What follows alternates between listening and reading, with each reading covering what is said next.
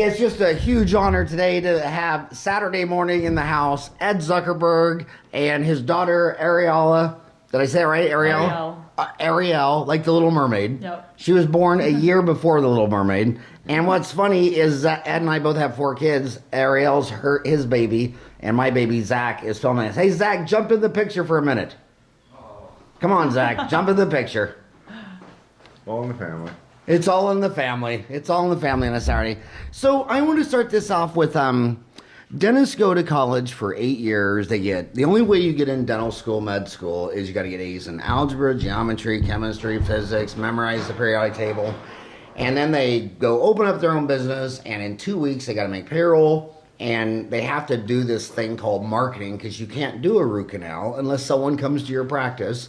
And the old guys like me, we grew up on Yellow Pages. I was like the 3rd guy in 1987 in Phoenix to have a full page out on the Yellow Pages. All the older dentists thought it was immoral, it should be illegal, but it would bring me in, that full page ad would bring me in like 30, 40 new patients a month. I mean, it was just a cash cow, and I loved it because I want to see toothaches. That's what I love the most. And if it wasn't for the Yellow Pages, I wouldn't have done half my toothaches. But now the Yellow Page is kind of dead. And now it's Facebook, which your second child invented, Mark Zuckerberg. But there's a lot of controversy because when you read on Dental Town, some people say, no, that's all buzz. Direct mail is still the king. Then other people say, no, digital marketing, Facebook is the king. Who's the king, Ed? Is it direct mail, Yellow Pages, or Facebook? Are people really still doing direct mail?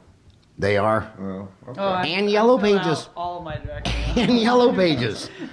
I used to use something called Valpak, which, believe it or not, still comes to my house. I still see it. It goes right, from as fast as I can get it into the trash can.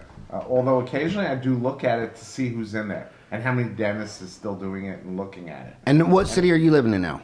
When you get the Valpak? I live in Los Altos. So you're talking about the Valpak in Los Altos? Yeah. And is it exclusive, only one dentist per Valpak? Yeah. Or there? So I think that's how it was when I did it 30 Yeah. years ago. Yeah. And it certainly wouldn't be too attractive as a business to have other dentists in the same packet with you.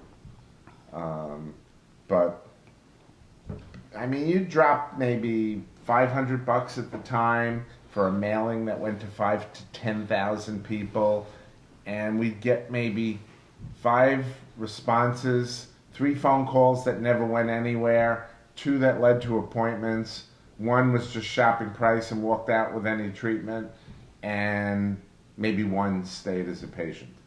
So that was basically $500 for a patient. And I liken the way they bombard the audience as to comparing doing campaigns and getting a marketing message out on Facebook to doing like other forms of media like radio or TV or newspapers and stuff like that, where you're paying for the entire circulation, and yet you're only interested in getting a marketing message out to a select demographic within that circulation. So it's not a cost-efficient way to market and advertise.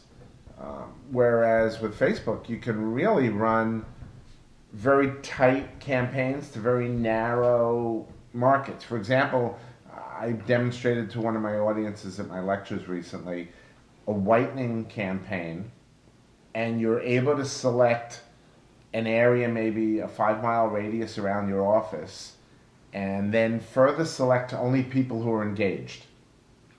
I mean, what is people who are engaged engaged to get married.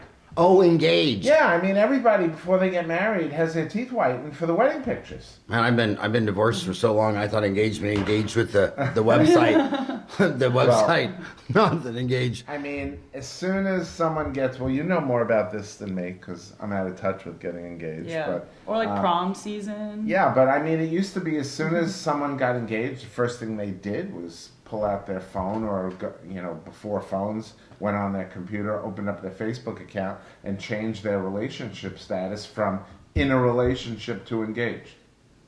I mean, hopefully that was the second thing they did. Hopefully the first thing was to call their mom and tell them. No, It'd be- hopefully the first it'd be thing was- lousy if mom found out, hey, I just saw on Facebook your daughter got engaged. What? The first thing I hope they did is they called their attorney and said, please talk some sense into me. Let's meet for prenups this But afternoon. realistically, so that kind of campaign within a 5-mile radius of my office in Palo Alto, surprisingly enough, hit about 5,000 people who were engaged in a 5,000 in a 5-mile radius. of the Oh, office in Palo Alto. so if someone So now changes you're status to marketing engaged, a you can- whitening program only to people whose relationship status is engaged.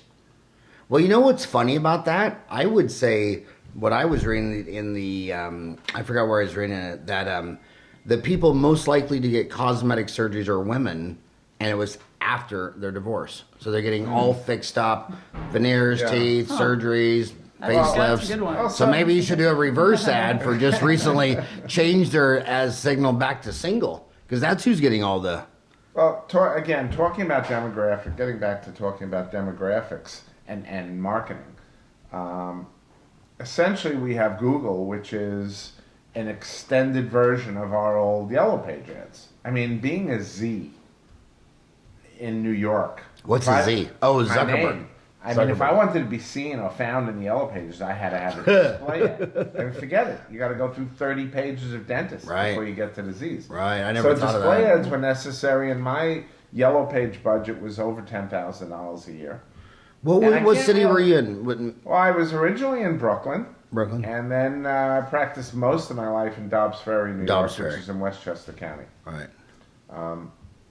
But so over the years, you had Yellow Pages gradually replaced by Google search. Forget about pulling out the Yellow Pages. I got my device right here on my computer, my phone, or whatnot. If I need a dentist, I'm just gonna open up Google and say, find me the best dentist in Dobbs Ferry or Los Altos or wherever you happen to live. And then essentially what you're getting is an enhanced electronic version of the Yellow Pages. Right. You don't know one from the next, except with Google and links to and search engines, with links to the dentist web pages now, you can kind of go finding more about them, whereas in the Yellow Pages, all you see is whatever they can print out on a little display ad. So that's a huge improvement from print advertising because all the information is at your fingertips, and it's why it behooves dentists to have great websites, because this is often where people are going to make purchasing decisions. But now jump to Facebook for search, where people are looking for a dentist, doing a search on Facebook for a dentist in Los Altos or Brooklyn. Now you're bringing in lists of dentists, but you're also going to get a social component, because Facebook's going to rank the returns in the order of dentists that your friends are connected to, that engage with, that have commented on dentist pages. So now you see who the dentists are that your friends are using. So now it kind of brings in last time a social measure to the search. And the newest thing Facebook's working on is this recommendation engine, where if you start a post that starts with "I need a," or "Does anyone know a," or anything that clearly can be interpreted by Facebook's algorithm as language where you're looking for a recommendation or a referral, okay? The first thing that happens is Facebook determines where you're posting from, from GPS or whatever, or defaults to your home GPS. location. Oh, location. Yeah, location. What's GPS stand for? I'm sorry? What's GPS stand for? Global Positioning Satellite. Okay. And now, so Facebook populates your post with a map Right. of the area that you're looking for a recommendation in. And it'll ask you if you'd like to add a map to your recommendation. Well, that's a no-brainer, because now it's this particular post, which can't be boosted, by the way, because it's coming from a personal account. If you remember way back 7 years ago how you and I first met, you had this humongous personal page that was bursting at the seams and couldn't I get any more know. friends. I know. Okay. I maxed out at 5,000. You maxed out, so we had to get you onto a. And you fixed that for me. I don't know how you did it, but thank you so much. Well, I didn't know how, but I found out how. Yeah. I went from 5,000 max on personal page with like 1,000 waiting to be added, and 1 minute later it was a business page. Yeah, and not to jump off, but I see that a lot on Facebook. I see that actually with a lot of my Shine reps, the Henry Shine, because I'm friends with a bunch of them, and they all seem to set up as personal pages instead of business pages. Yeah. I'm not quite. They need some like coaching on that because they can't boost. They can't boost their content. They can't advertise. They can't take advantage of any of the features to get more prominence in the newsfeed with a personal page. Can I ask you a technical question though? On Dentaltown, a lot of people are confused between on Facebook you can make a post and boost it and do all these features you're talking about, or you can go to another button and create an ad. Right. Is that different? Is that different effective? Because a lot of times dentists will say they make a post every day on their page, but one does really good. So now you have tested content. So then they boost that one. But then they're thinking, well, should I delete that and then go to the create an ad? So what's the difference between boosting an existing post on a business page and creating an ad? As far as effectiveness. So there are still on the desktop, not on the phone, but on the desktop, there are right column ads. If any people are still using, I mean, the last numbers I saw that something like 80+% of Facebook's revenue is coming from mobile. Mobile app install. Yeah. So it's not. So the desktop is going the way of the yellow pages. But that was originally how Facebook made all their money. When you open up your Facebook account, and whether you're either looking on someone's wall or you're looking on the news feed, the right-hand column on the screen is advertisements, and that's what people considered traditional ads. Now, when you go to create an ad on Facebook, you actually have your choice of how you want your ad to be viewed. So it can be viewed as a right column ad if you think your market is still in people following you on a desktop or a laptop. You can choose mobile ads, on a mobile phone, which is not going to be, it's just basically going to be in the newsfeed. It's a sponsored ad in the newsfeed. And you can do sponsored ad in the newsfeed on desktop also. You can also do Instagram ads automatically, right? Even if you don't have an Instagram account. Okay, so talk about Instagram. When did Facebook buy Instagram? What year was that? I don't know exactly. I'm gonna guess after the IPO. I think it was it. The IPO was 5 years ago, almost in May of 2012. It was around the time of the IPO. Probably, my guess is shortly after. Because I don't think we've ever talked about advertising on Instagram. Is that a totally different animal? It's a little bit of a different beast, but many. Do you think 2012? Do you think it's better to stay focused on Facebook if you're trying to get new patient flow? It depends. If you've got an orthodontic or a practice that has a lot of 18 to 29s, that's certainly a huge place to reach them. You know what the orthodontists call their patients now? They say when we were little, Mom would bring us to the orthodontist and we'd shut up and we'd behave and we'd sit in the chair and the orthodontist would go over the whole treatment plan with the mom. And now they don't call them Generation X, they call them the we generation because now it's the 12-year-old little girl that's calling the shots. I mean, whether she's going to get ortho or not, she doesn't care what the orthodontist thinks. And the orthodontist all being trained like, quit talking to mom because that little girl is the dog and mom's the tail. And it's the we generation. So maybe orthodontists would better be on Instagram because if that 12-year-old... You wouldn't want to be on Instagram and not on Facebook. So here are the latest numbers. The latest numbers show that of every adult in the United States with an internet connection, 80% of them own a Facebook account.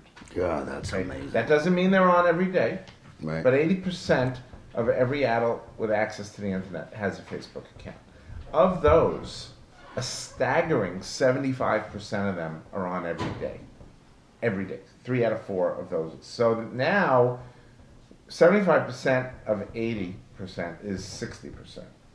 Okay, 75% of 80% is 60%. 60%. So that basically means if you see an adult walking on the street,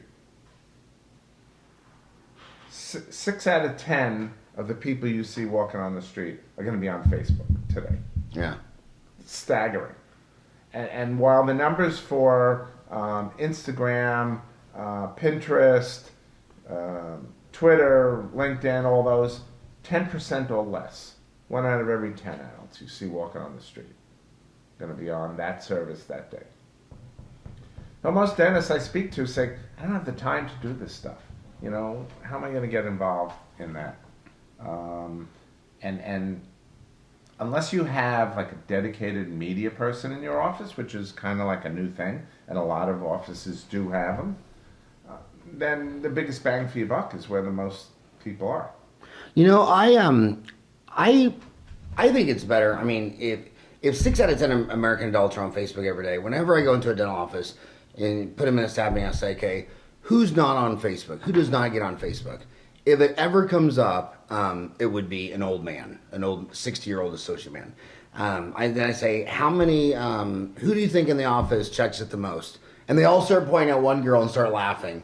And I say, how many times do you check it? And she'll say, oh, I don't know, every hour. I say, well, she should be, don't pay an outside firm $500 a month because they're not in the office taking pictures, catching the girl who's verklempt when she sees her smile. Mm-hmm. Pay her an extra $500 a month that you'd pay an outside firm and put her in charge. She's already addicted to Facebook. Right. And she can go in there and upload videos that, I like them in the office because when you pay an outside firm, it's all canned stuff. Like you notice like sometimes on Facebook, like you'll see like 12 dentists in one day running the same ad, meme, well, the dental meme. You would see that because you're in the industry. But most consumers are only going to like one dentist on Facebook. So they're not aware that a dentist is using canned content and that, somebody halfway across the country is seeing the same post. But I absolutely 100% agree with you. I think it's good for an office to have a subscription to a service that puts content up on a daily basis, but I think you got to then spice that up with personal stuff. Yeah. And so you do both. Yeah, absolutely. You do both. And I think what a lot of offices are missing is they're spending way too much money on their websites. Well, that's one thing I've noticed. Dentists, Dental Town is 81%. It's about 275,000 members. 81% are U.S. and 19% are 220 countries. When you get to Asia, Africa, and Latin America, dental websites are disappeared. It's their Facebook page. Right. And so I'm starting to wonder. I just lectured in last month. I lectured in Malaysia and Cambodia and took Zach. Great father-son trip. I love it. Took 3 of my boys. But in Malaysia and Cambodia, nobody has a dental website. It's their Facebook page for a dentist. So what's the difference between a website and a we're Facebook going page? mobile. Everybody's using these things now. And websites are not easily viewed on a mobile device. But on the other hand, as I mentioned previously, you've got to have a website because when people are trying to find you, a lot of people still using Google to search for dentists. And Google's not known to give high priority to Facebook pages in their search results. Is there a competition there? Well, it's not that it's competition, but Google has a known algorithm. Okay, and their algorithm weighs certain factors, and you know as well as I do that there's a lot of people who tout their abilities to use search engine optimization or SEO to get us found higher in the search. And the key to doing that successfully is understanding how Google prioritizes search. So within social media, the number one thing you can do to get up high in search is actually get Google Plus reviews. So now we're talking about a social network which is really, way down on the list. When it first came out, it was Google's Facebook killer, but it never really made a dent for whatever reason. We could spend a lot of time talking about that. Well, But that's pointless. But Google Plus reviews is why I strongly urge all my dentist clients to have a Google Plus account. You don't need to post content or anything like that. For me, it seems like that Facebook will own the search arena soon, because when I search and there's 20 reviews of 20 strangers, there's been cases where firms are paid to write bad reviews of other hotels and restaurants. Yelp, so you have, I don't even trust Yelp. When I want to do a search, I'd rather do a search on Facebook to see what my friend said. Yeah. I'd rather search for a dentist that, Shawanda loves this dentist. So does Simone. Absolutely. So does Jeremy. And getting back to what I started talking about before with this recommendation, the new recommendation engine that Facebook has, where someone writes a post and Facebook identifies it as a recommendation post. There is no way to boost a post from a personal page. Yet Facebook will give that extra presence in the newsfeed because of it's a recommendation engine. And recommendation engines are kind of timely. Someone needs something, they usually need it fast. If you've got a toothache, you need people to respond quickly. So Facebook will give you some boost in the newsfeed so that more of your friends see that. And not only that, with this map that you drop that gets automatically dropped in, when you're doing when you do a recommendation poach, now all the threads of people who reply to that post, and they come automatically. Have you seen any of these? Yeah. They come automatically with a box to drop a link in to the Facebook page of the business you're recommending, and then that gets dropped as a location tab in the map. So now if you're looking for a specific location, you see the map now dotted with locations that your friends have recommended for businesses that meet the particular needs that you're looking for. So that's really cool. And that's another way that Facebook's bringing when does this come out? social into search. When does that come out? It's out. It's out. It's out? Oh yeah. It's been out for about a year, but it's kicking into. Do you want to higher write an instruction thing on that for Dental Town Magazine? Sure. I'd be happy to. Can you target an ad based on someone who's seen a recommendation of your page? Yeah. So now we're into a grayer area and I actually know someone on the team, so I asked about it because I was thinking that, hey, if someone is nice enough to recommend me in a post for a dentist, wouldn't it be cool if I could now get an alert on my business Facebook page that John just recommended you as a dentist in a post by so-and-so who's looking for a referral for a dentist in your area. There are privacy issues related there because all business-related business pages and all the content in the business page are public. You can't restrict who sees them, and you wouldn't want to. But most people on their personal pages, their content is not public. Most people is not public. Most people do friends or friends and their friends or friends except people you mark as acquaintances, which is my favorite. And so they have restricted access. So for that reason, Facebook wants to protect the privacy settings that you request. Basically, I meant if I post, hey, I'm looking for a dentist, you recommend Dr. Z, it knows because he's tagged your page. What if I then see 10% off at Dr. Z or something? Like the moment after I've been recommended your page. So kind of like retargeting. Yeah. Is that an option? So if they are interested in me, and they now do, like I mentioned, when people who are following, looking for a dentist on a Google search, and they don't know them from a hole in the wall socially, so they just click on various web pages and go to dentist websites. Okay, oh, that looks okay. Let me look at the next one. Let me look at the next one. The fact that they have visited the dentist website now creates an opportunity that most dentists are completely missing, and that's something called retargeting. So you know how you have gone to Amazon and you're shopping for a suitcase, whether you buy it or not. Well, actually, it's if there's no sale made.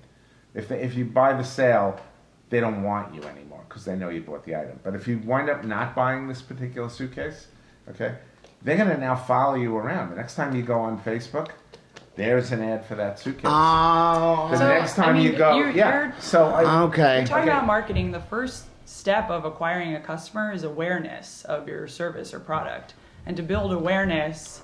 First step is awareness. Right. I mean, you're probably know this better than I do. Like the steps of actually acquiring a customer, they gotta know that you exist, which they now do because I asked, you recommended Dr. Z. I am now aware that Dr. Z exists. And then, the more I see, then you build affinity, right? You build affinity. Or even more, you build even more. The more I see information about Dr. Z, in my mind, I'm like, oh, this guy seems legit. I'm seeing more and more about him. He posted this good post on Facebook. Yeah. And that, the more I see him, the more likely I am to be acquired. Back to why I think Facebook will be the ultimate search engine, because this is Dentistry Uncensored, so I like to talk about uncomfortable things that no one wants to talk about. I think the most successful people are the ones that have the most uncomfortable conversations. And the thing that people want to talk about is the fact that, okay, in dentistry, 9 out of 10 appointments are made by women. So it would have been Karen making her kids' doctor's appointments, not Ed. Women, what no one wants to admit, women don't trust men. If 100 women got a coupon for a $20 oil change, and a man walks in and says, well, we did your $20 oil change, but we recommend upgrading to an air filter and doing your transmission fluid, what percent of the women say, I just think you want more money. I don't even believe you. What percent of women? Probably most of them. All of them. and then your air conditioner doesn't go out. So you call the big famous advertisers, and the man shows up and says, you know what? I know last time they gave it a shot of Freon, but you know what? That thing's 10 years old. You need a $5,000 new air conditioner. What percent of women would say, I don't believe you? I bet it could just take a shot of Freon. Women don't trust men. And I see that in dentistry. When a man is telling mom, who makes 90% of the appointments plus, all this stuff, and then he leaves the room and you turn on a recorder and you set it down, they turn to the assistant or the hygienist. First 5 questions are all about trust. Really? I have 2 cavities? Really? What, does he work on you? I got a little son that's 5. Do you have kids? Do you bring him to Dr. Z? The first 5 to 6 questions are all trust. So that's why Facebook will crush it, because I don't trust Yelp reviews. I don't trust. I mean, who's this lady saying something on I don't know her. But if I search for an auto mechanic, because I grew up with 5 sisters. I played Barbie dolls till I was 12. I've never changed an oil or a transmission fluid unless it was in a Barbie car. And so if I had to take our mechanic, I'd want to search on Facebook. And it was my smart friends like Lewis and Brad and Tom said, oh yeah, go to this guy. Then I'd go in there. The trust issue is out of the way. Yeah. And then when he said, you need to do da-da-da-da-da, I'd believe it. So I think it's all trust. But in fact, I want to segue into that because we're 2 men. What do you think, if women are making 90% of all appointments, when they're going to your website page, they don't trust men. They're going to your website. What do you think, how do you think you are seeing the face? What would attract you that maybe Ed and I might miss since we're carnivores that... Well, I think if it's from a friend's recommendation, that puts you in a better That was the smartest thing I ever learned from Ed. It's a simple little thing. He said, when your patients come in, don't give them a free toothbrush just because they came in for a cleaning. Give them a free toothbrush if they check in on Facebook. And then how many friends would the average girl on Facebook have? Depending on the age of the person, but I think for everyone across the board, it's some number between 200 and 300. Okay, so now, and out of 200 and 300, how many of them would not have a dentist at any given day? 10%?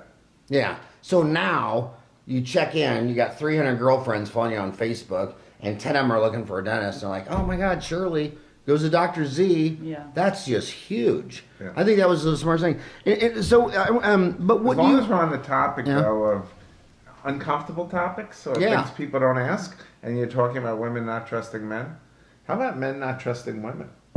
How do you, what is your credibility?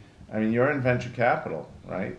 And at Kleiner. And what is your, what happens when someone who's looking for capital sees you there as opposed to, maybe they're expecting a meeting with a man, or they know you, maybe they hear the name Arielle. Arielle could be either.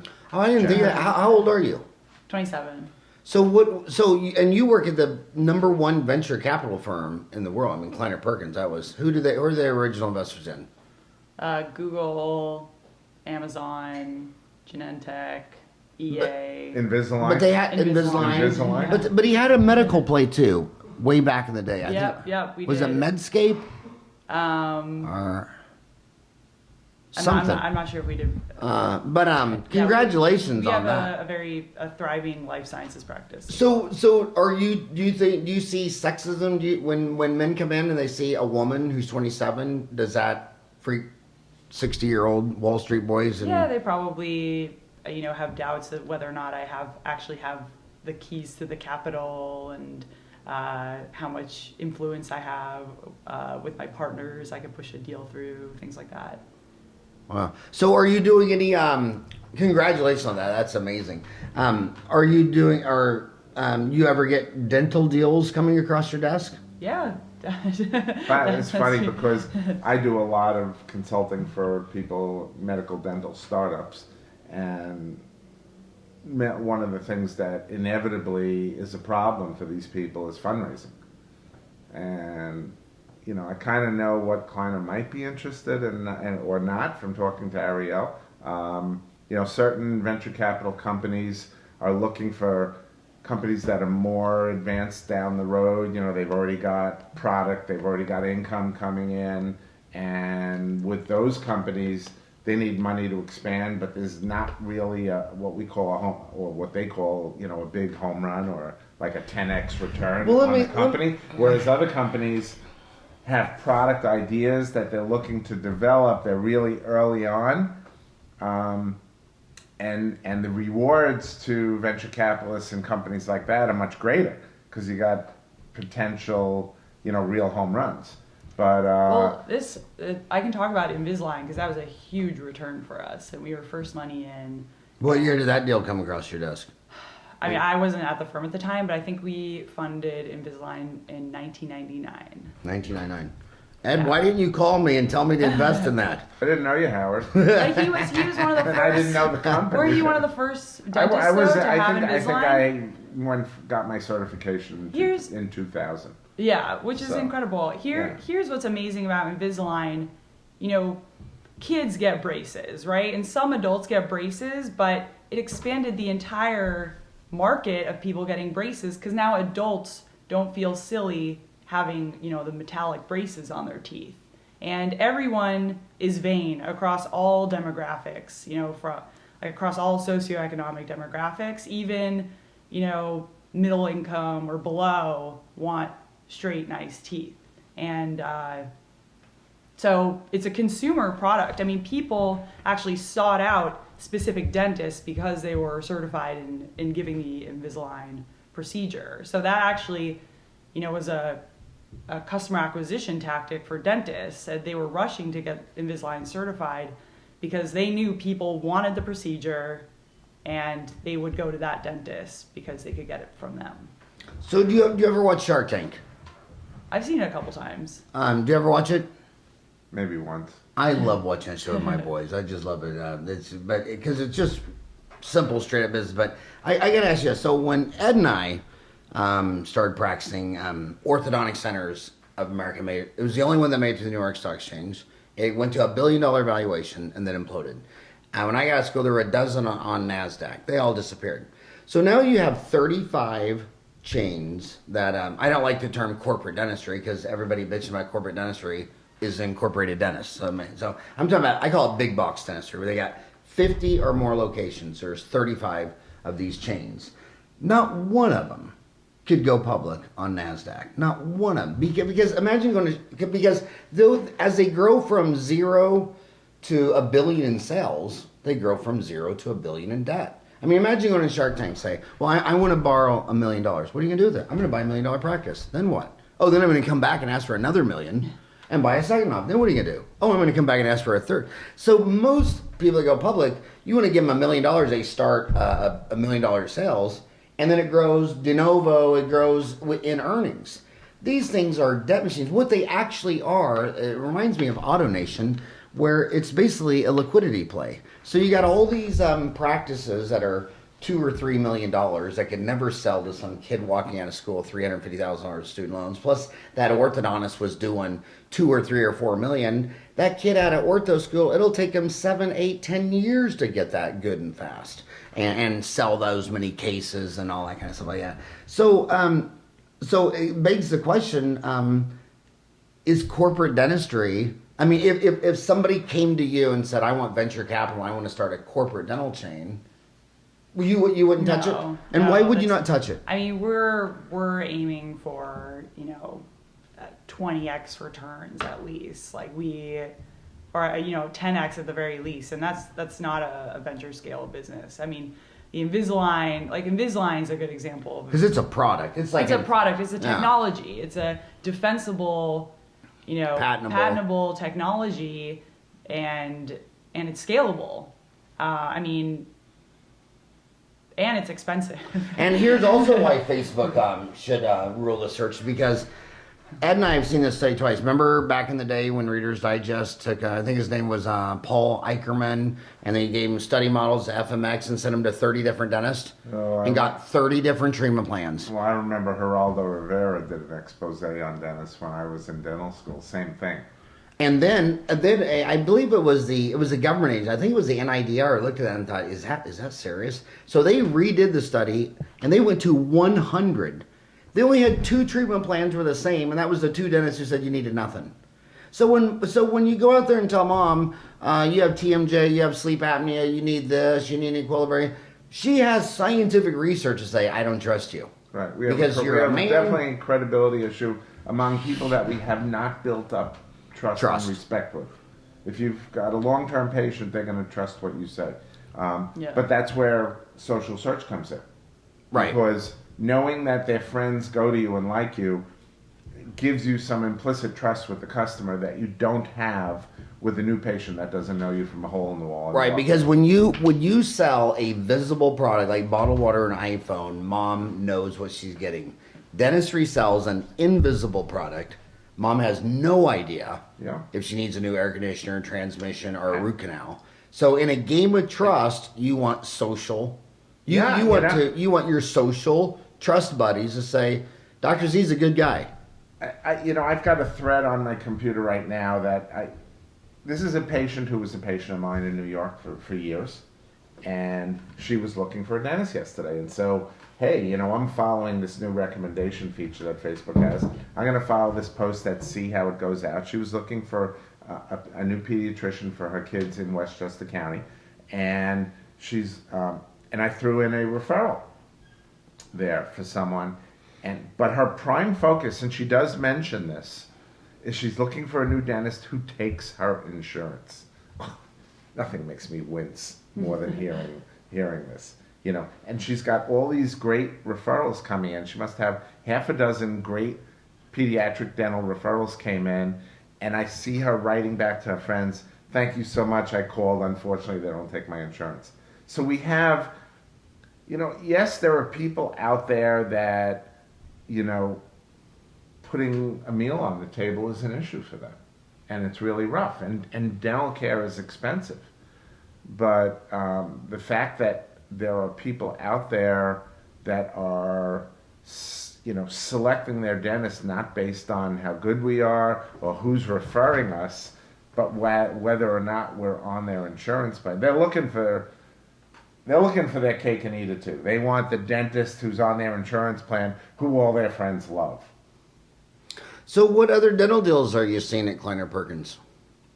Mostly like consumer devices or things that are attractive to consumers, because we feel like, if you can build a brand out of your technology that appeals to the consumer, that's a much larger So like market toothbrushes, floss, electric toothbrush, things like things that. like that. Or Yeah. Or, A lot of app connected stuff. Yeah. dental apps.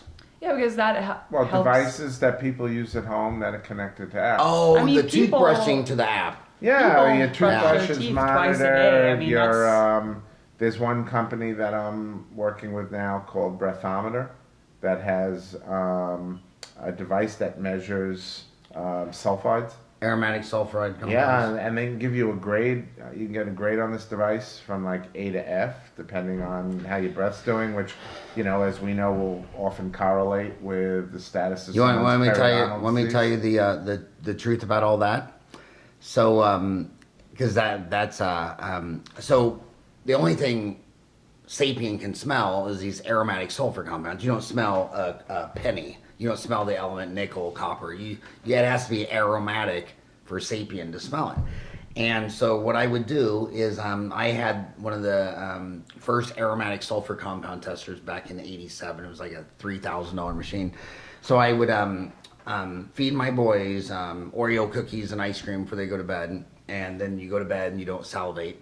So the saliva doesn't have all the antibodies killing the bugs. So the bugs just go crazy. And they'd wake up in the morning and we'd all blow about a 3 to 350. And then we would do the next night, we'd brush and floss and use mouthwash and go to bed, and we'd all wake up and we'd all blow under 50. And then I found out that if it was 350 and you didn't brush your floss and use like Listerine or all these things, it reduced it a little. But what is the number one killer of an aromatic sulfur compound? Chlorine. So there were these mouthwashes called like retardant that was chlorine and acid, because every time you lower the pH by 1, the chlorine release doubles. But we would just go out to the swimming pool, and I'd get a Dixie cup of swimming pool water, and we'd swish for 60 seconds, and we'd go back in there, and we'd all blow like a 14.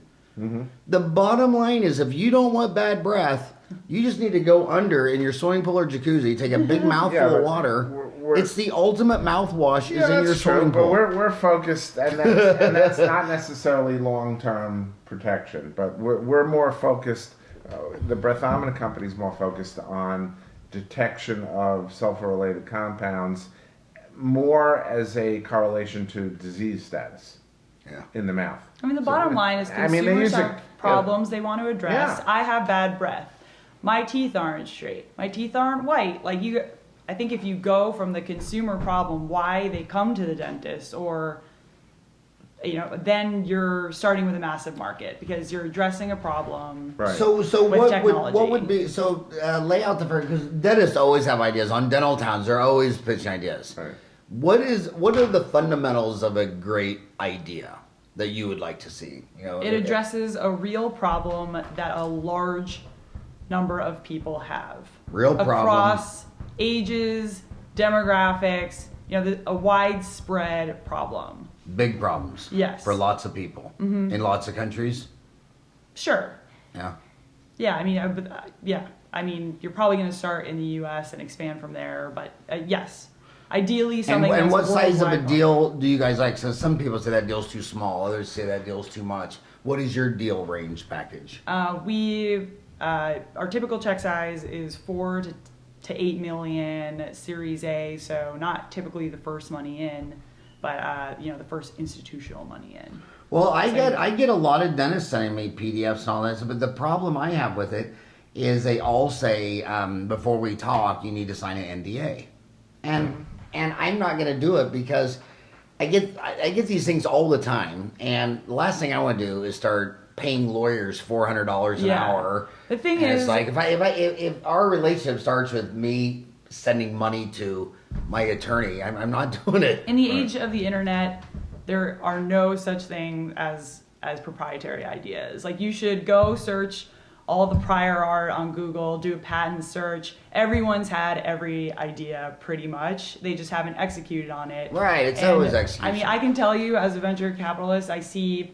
I don't know, 20 companies a week at least. Dang. And everyone's had every idea. Yeah. So your idea. So do you is sign not an NDA with all? No, of- never. So you never sign an NDA. I really almost never get requested to sign an NDA. Well, you know what I tell You know, them? if I you said- think about it, before it even gets to the point where you would sign an NDA, the company's probably divulged enough information about the product to you to pique your interest, right? And most of that's probably been done by email, which is on record. Yeah. You know, if X number of months later, with or without an NDA, you've suddenly pioneered something or involved in a project that uses their idea, they would have a legal claim anyway, even with or without an NDA. I mean, I'm not a lawyer, but I would think that most companies usually only relying on an NDA unless if they've got something really truly It's amazing. a secret sauce. It's like how Tesla builds their engines, or it's like. Well, what she just said is, I mean, go look at McDonald's. I mean, what's the NDA? They're on an intersection. They sell hamburgers, fries, a drive-through. Only 5 or 6 other companies have got a piece of their business. Burger King, Wendy's, whatever. Look, Coke came out. Where's the NDA? Pepsi came out. It's execution. Yeah. In fact, when I look at dental success, this is the most embarrassing part of dental success, is if I had to predict these kids coming out of class, they say, where will these kids be in 10 years? If they weren't born in America, they'll do twice as good. Because they're hungry, they're ambitious. I mean, if you came all the way from Africa, Brazil, or Vietnam to go to dental school, you're twice as hungry as some kid who grew up eating Doritos playing Nintendo. And then number 2 is humble. They'll listen. If they're arrogant, don't listen. They have to learn everything the hard way. But if you come out of dental school and you're born in Asia, Africa, Latin America, you're hungry, you're humble, and you spend all your money in your business and hustle, and not spend it, they'll get a job at a corporate, but they'll buy a home. And or they say they buy their dental office, they won't buy a piece of equipment, but they'll buy a bunch of a jacuzzi and a swimming pool at home. You know, the Asians, it's amazing. The Asians are most likely, they'll buy a dental office and live in it. They won't even have a house or a car. They won't even buy a house or a car. And you say, what are your hours? And you go, well, here's my phone, just dial it. And anybody calls their phone, they'll answer. And they'll do more money on Friday, Saturday, and Sunday than all the established boys did Monday, Tuesday, Wednesday, Thursday in downtown San Francisco. I think it's actually really important for dentists to be open on weekends. I mean, most of your patients are going to be working during the week. And I want to talk about immigration too, because there's a Facebook and a Twitter feed going all around because of the immigration policies changing in the United States, where it says a list of the companies founded by first or second generation immigrants, and Facebook's on that list. Aren't we all immigrants? Somewhere. No, it said first or second generation. First or second? No. Maybe one of the co-founders. I don't know. It's on the I think I emailed it to you. I mean, maybe one of the co-founders. Mark's not a first or second generation. Huh. Yeah, I was.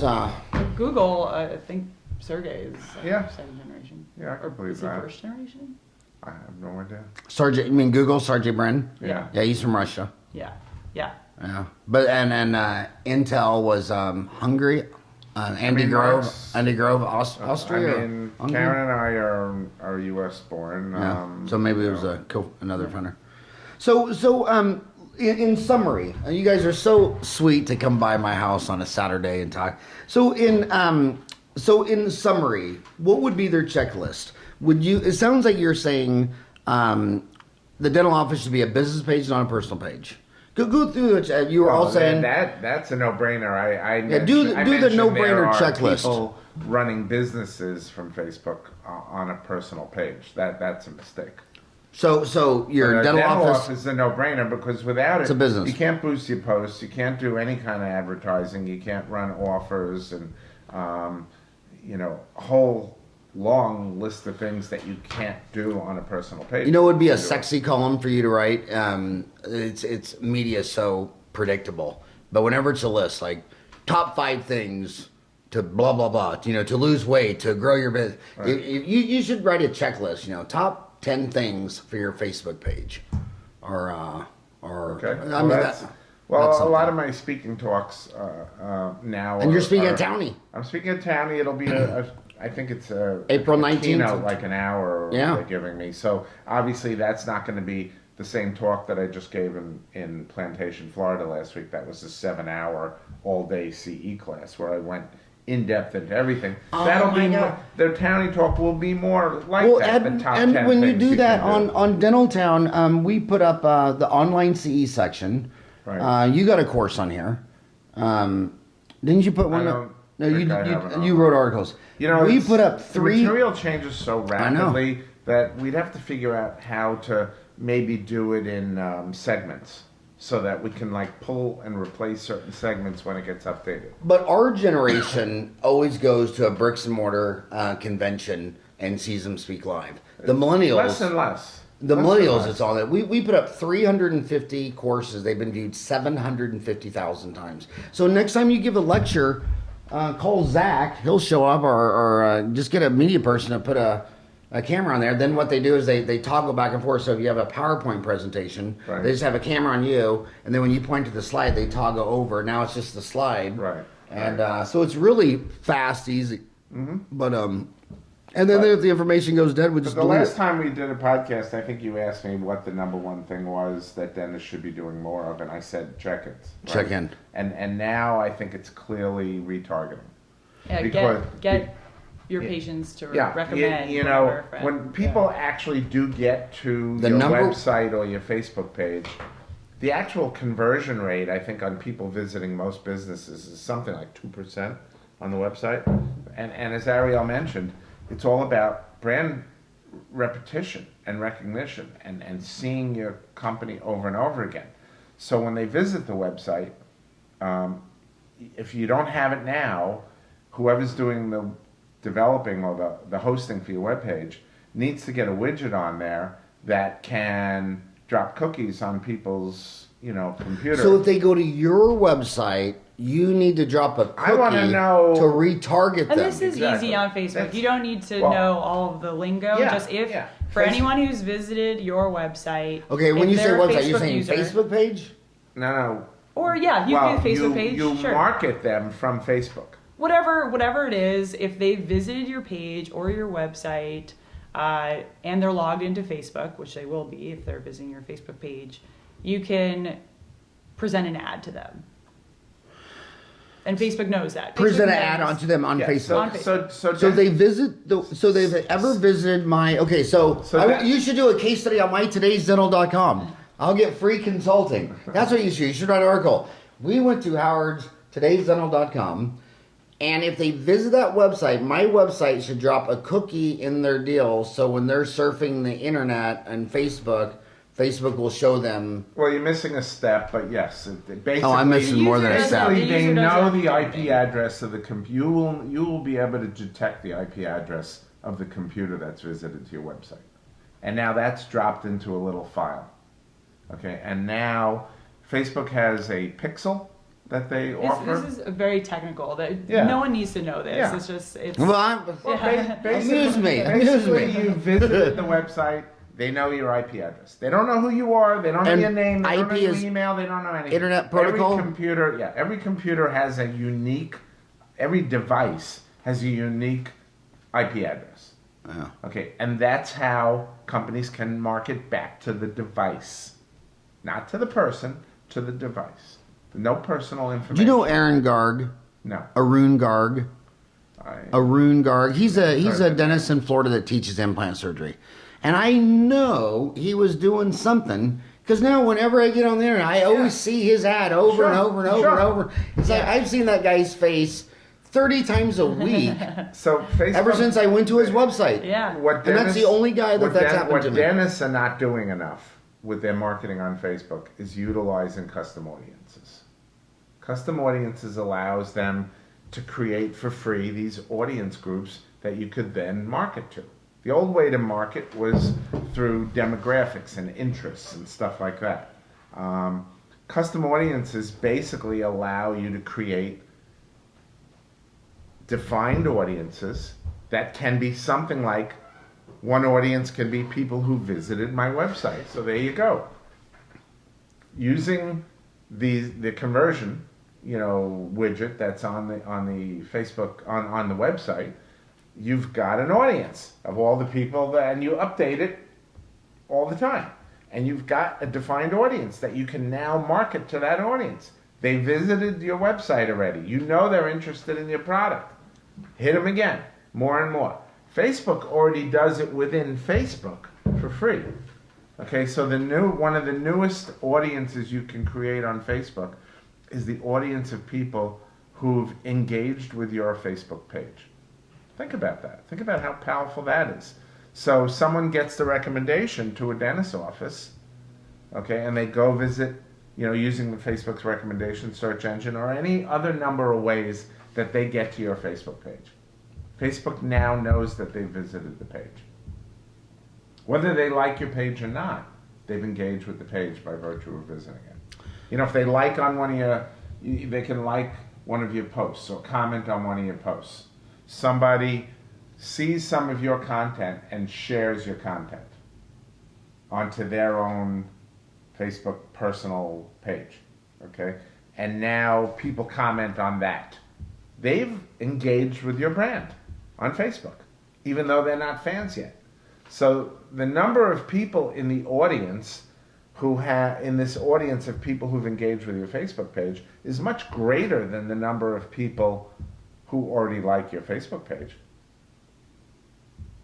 And you can now engage with them on Facebook. So you go to custom audience on Facebook, create a custom audience, and one of the options you'll have is to upload a file, maybe email addresses from your dental practice management software, or phone numbers, which Facebook can then convert into a custom audience.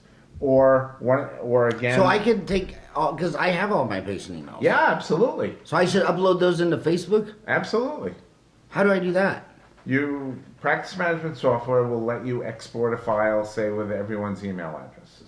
Yeah. Usually like a And then CSV. a CSV, which is like an Excel spreadsheet kind So of if thing, I or a text file. So if I uploaded all my Today's Dental emails into my Facebook, Today's Dental, facebook.com / Custom Today's Dental, go there and like it. Create a custom audience, and now you've got a custom audience of people who are already in your database, okay? But not necessarily all of them like your Facebook page. So you can now, with that audience, market to those people and get your word out. They're already customers of yours in some form because they've already given you their email address.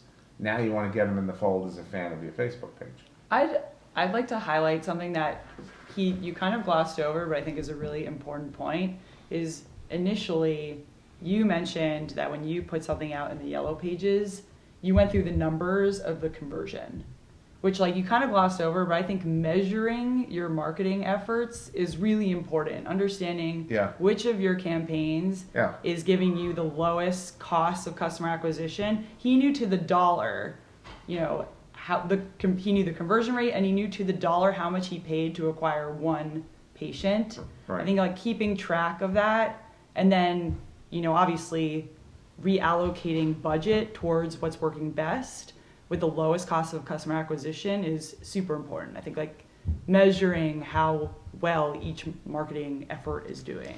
Okay, now I want to. I only got you for 2 more minutes. Can I go into a little overtime? I know you guys got a golf team. What's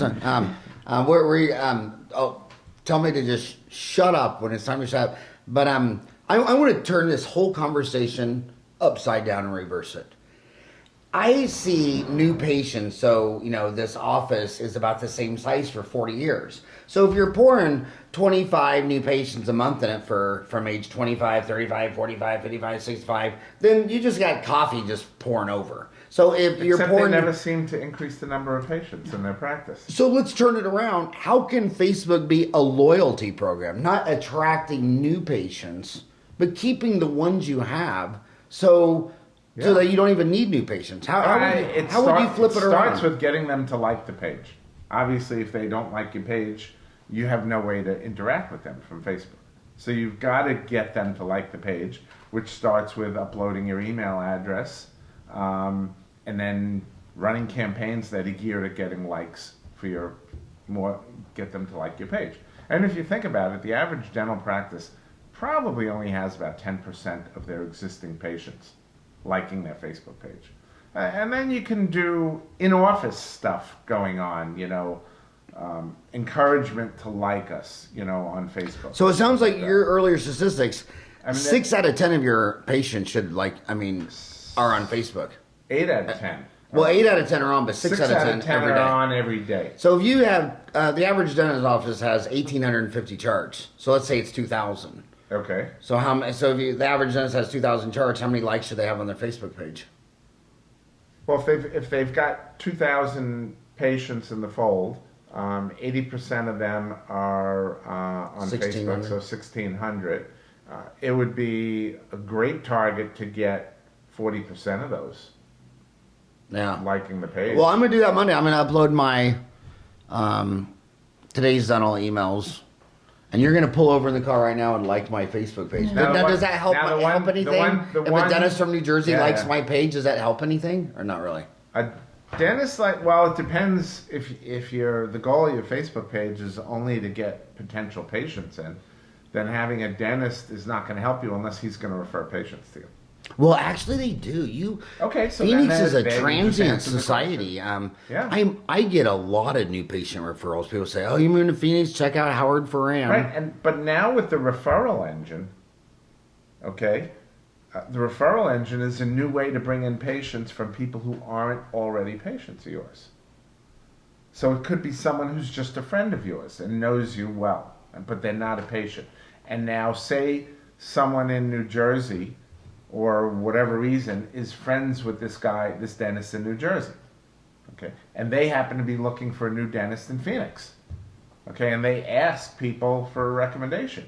He's now a source. He's going to chime in. You need to go see Howard Ferran, and there's your connection for a referral recommendation from someone who's not a patient of yours. Last question. We're at 1:01. I know you got to go, T. A lot of dentists complain about trying to find dental assistants. There seems to be a huge dental assistant shortage, especially in Arizona. I just read the other day that Facebook rolled out a help wanted or a job program.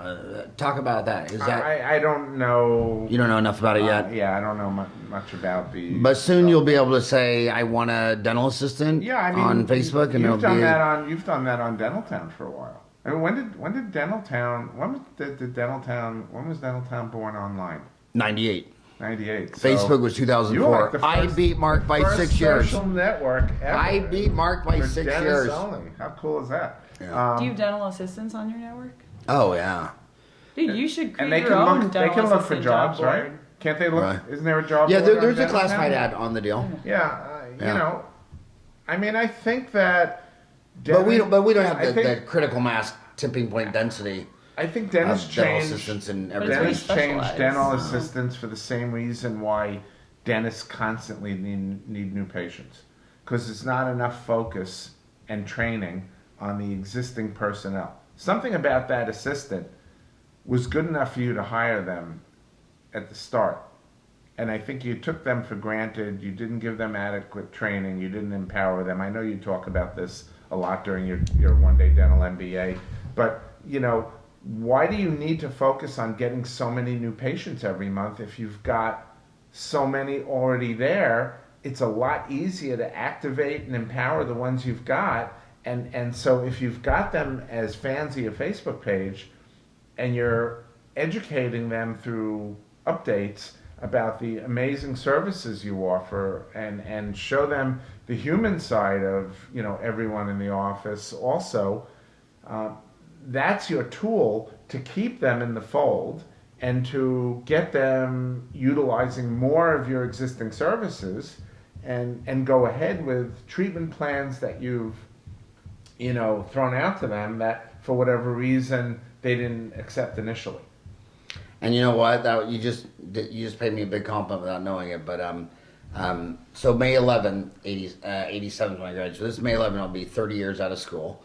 And I got my office open September 21, 87, so it took 4 months. Hired my assistant, Jan Sweeney. She's been there 30 years. And when we talk about selling the invisible and trust, I can't tell you, I can tell the patient anything. I've known these people for 30 years. I leave the room, they still turn to Jen. Jen, is that true? Yeah. Jen, is that true?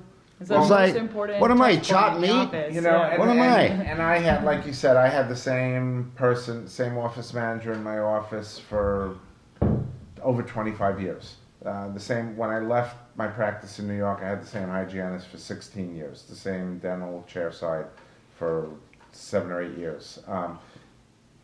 My hygienist and I were on the same wavelength. She knew that I was not the kind of dentist to take every amalgam that was greater than 50% and asymptomatic and tell the patient they should have a crown. But on the other hand, she knew by watching me and paying attention which teeth I was going to look at.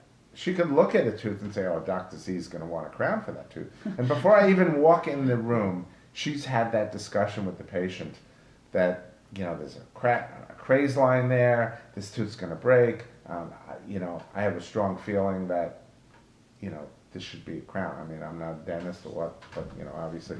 And so when I come in, and sure enough, she's already prepped the patient for it, the case acceptance on that is going to be close to 100%, because your team has to be on board with you.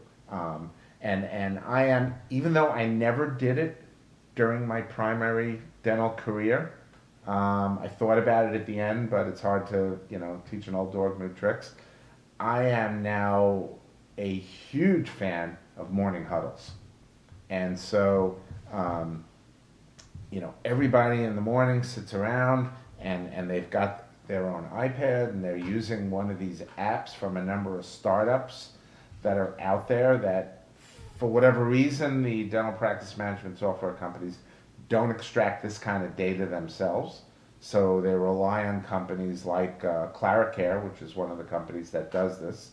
And so everybody's sitting around with their iPad and they've got the list of patients for the day.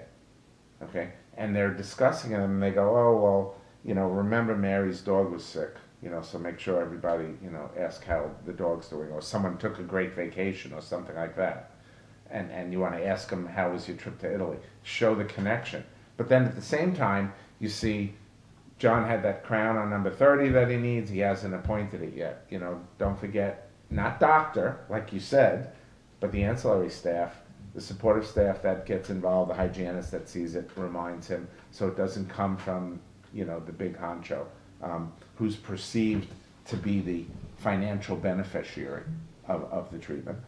When it comes from a staff member who isn't perceived as directly benefiting, it carries more weight. And then you've got other things that show up on the device, like the fact that, oh, Mary's coming in for her appointment, but 3 of her kids are past due for their 6-month checkups. You know, we're going to remind her about that. And then we've got Mrs. Smith, who chewed the hell out of our dental assistant last time for saying, Nancy, it's time for your appointment. And she's like twice as old as the assistant. And she goes, that's Mrs. Smith to you, young lady. You know, so everybody in the office, remember, we call her Mrs. Smith, not Nancy. Stuff like that really makes the office run super efficiently. And it probably increases retention. Yeah. Back to your point. Yeah. It's so true, because I was reading an article the other day where EQ, emotional quotient, predicts success more than IQ. And the other thing is the IQs, intelligence quotients, are pretty much the same measurement at 15 and 50 and 70, but EQ, it actually can be developed, learning how to be aware. So last question, you guys, I'm 8 minutes in overtime. I know you got to go golf. Last question is this. You're at Kleiner Perkins, a venture capital firm. Probably one of the most common questions dental students ask is, was this crazy to borrow $350,000, $400,000 to be a dentist in America? Was that a bad idea? What would you say to the return on investment? They're coming out of school about $350,000 in debt. It's actually 17% have no debt. Their dad was a dentist, and about a third 100, a third 200, a third 300. But there's a good 10% that are over 400. So as a venture capitalist, is it worth it to borrow a third of $1,000,000 to be a 25-year-old dentist in America? I mean, I think so. Your point about these, you know, big box dental, I mean, you don't have to start your own practice right away. It is an option to, go to one of those, organizations where you don't have to worry about the back office. You often don't have to worry about acquiring your own patients, and you kind of have a place to go. You don't have to, plunk even more money down to open your own office. You kind of can build your brand, get your career started under someone's wing. But I didn't go into dentistry. I don't. You're probably more qualified. What would you say? What would you say? So when I went to dental school in 1975, NYU was 3 years. My total cost of my dental school education was $20,000. I bought my first dental office in 1979. Everything, charts, equipment, everything for $5,000. Okay. Wow. And college was free. I went to Brooklyn College or the City University in New York. That was free. So debt wasn't an issue for me. My debt was, my student loan was $112 a month for 12 years, I think. But like you said, today it's significant. And there's a reason why only about a third of dentists today are in ownership position, and that number was 75% in the early 80s when I was a dentist. They can't afford it. When I went to sell my own practice in 2013, the guy who was working for me, who I thought would be a great candidate to take over the practice, the patients already knew him, kind of just moved right into it, and he basically said to me, I'm already $300,000 in debt. I know the numbers make sense. I just can't see signing all that paper to take on more debt. And I looked at him and said, so you went to dental school and you're basically planning on being an associate for most of your career. And so you're asking, is that worth it? And there were 200 people in my dental school class of NYU in 1975 when I started. The number of those students whose parents were dentists was actually about 100. Yeah. Significant, right? So a lot of them were kind of like expected to take over the family practice. Dentistry wasn't a choice for them. It was kind of like mandated. When I grew up, when my wife grew up, if you're smart, Jewish descendants, smart Jewish kid, you become a doctor. That's what you did. Or a lawyer. It was kind of, lawyer, professional. It was kind of subliminal, but not so, not so subliminal. It was kind of pretty obvious. And I think that, when my wife and I did it, and we get tons of questions on parenting. And your wife, Karen, is a psychiatrist. She's a psychiatrist. And we get tons of questions on parenting, not because, and we don't answer with any great proclamation of, having the magic pill. But the one thing that we did that we're proud of is we supported our kids' passions. We didn't kind of push them into a career that we thought would be good for them because they'd always be able to make a living. So we had a daughter who loved to sing and act and into music, and we supported that. Which one was that? Was that Randy? Randy. Yeah. Mark found computers at an early age, so we supported that. How many kids are going to graduate NYU dental school this year? Probably 350. They went down and then they enlarged. But a lot of it's international. My point is, you're going to spend probably the biggest portion of your life working, more than anything you do in your life, and so it should really be something you enjoy and you're happy with. So I think that the decision on whether to go into dentistry today is geared on, will this be a really interesting career, one that I'll be happy with. Right. That's what I was saying. The potential for it to be lucrative is not what it was. Okay, you're more likely to be a worker than a boss now than 30 years ago when we were all owners of our own businesses, and it's difficult to attain that too. But I think, to me, that's encouraging. To me, that means that the dentists 20 years from now are going to love what they do, and let's face it, you'll still be able to make a good living. Yeah, that's what I always tell people. I mean, gosh, just follow your passion. I mean, who would want to be a welder their whole life if their dream was to be a plumber? I remember when I was in dental school, there was a guy in my class, Joe DiCiano, who was 50. And he had had an Italian restaurant his whole life, and his whole life his dream was to be a dentist. He was the happiest guy in the class. And, you know, we were taking it for granted. I was a freshman at, you know, a young kid, and I think I was 20 freshman year of dental school. And he was 50, and he'd been waiting for this half his life. I mean, half a century. So just follow your passions, follow your dreams. I told Zach it'd be a hell of a lot easier just to marry a woman dentist than to go to dental school. Just marry well, Zach. Just marry well. You're good looking. Just do that. Thank you so much for coming over on a Saturday. You guys Great are to see you, Howard. beyond amazing. Thank you so much.